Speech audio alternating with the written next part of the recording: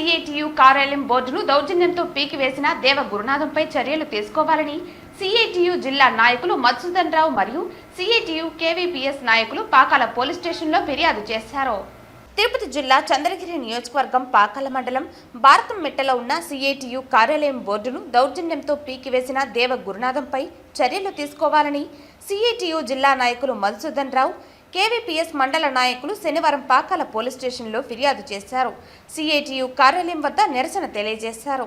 ఈ సందర్భంగా కేవీపీఎస్ జిల్లా అధ్యక్షులు మధుసూదన్ రావు మాట్లాడుతూ పాకాల మండలం భారతం మెట్టలో ఉన్న సిఐటియు కార్యాలయం బోర్డును దౌర్జన్యంతో తీసివేసిన దేవ గురునాథంపై చర్యలు తీసుకోవాలని డిమాండ్ చేశారు.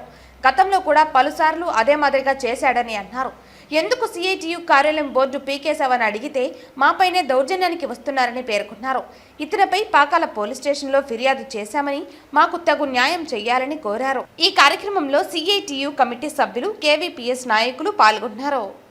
గత 20 సంవత్సరాల నుంచి భవన నిర్మాణ కార్మికులు నిర్మించుకున్న సిఐటి అనుబంధంగా ఉంది. దాన్ని నిర్మించుకున్న కార్మికుల సంఘం ఆ కార్మిక సంఘం సిఐటి అనుబంధంగా ఉంటుంది. ఇది మన ఆఫీసు అందరికీ ఇంతకు ముందు గతంలో 20 ఏళ్ళ నుంచి చాలా రోజుల నుంచి చాలా కష్టపడి కార్మికులు నిర్మించుకున్నారు. అంతకుముందు తుండ్లు తర్వాత మెటీరియల్ వేస్ట్ మెటీరియల్ అంతా కూడా ఉన్న అంతా శుభ్రపరిచి చాలా సార్లు ఒకసారి కాదు దాదాపు 20-30 సార్లు కూడా మా కార్మికులంతా చేసుకొని ఒక చిన్న షెడ్ తాత్కాలిక షెడ్ ఏర్పాటు చేసుకోవడం జరిగింది. ఆ షెడ్ పక్కన ఉన్న దేవ గురునాథ్ ఆయన అప్పుడప్పుడు దీన్ని కూడా ఆక్రమించుకోవడానికి గట్టిగా ప్రయత్నం చేస్తున్నాడు. అనేక సార్లు కూడా ఆయన చెప్పి వివరించి మాకు సహకారం అందించమని చెప్పిన తప్పినా ఆయన సహకారం అందించడం కాకుండా దీన్ని ఆక్రమించుకోవడానికి చేయడం జరుగుతూ ఉండదు.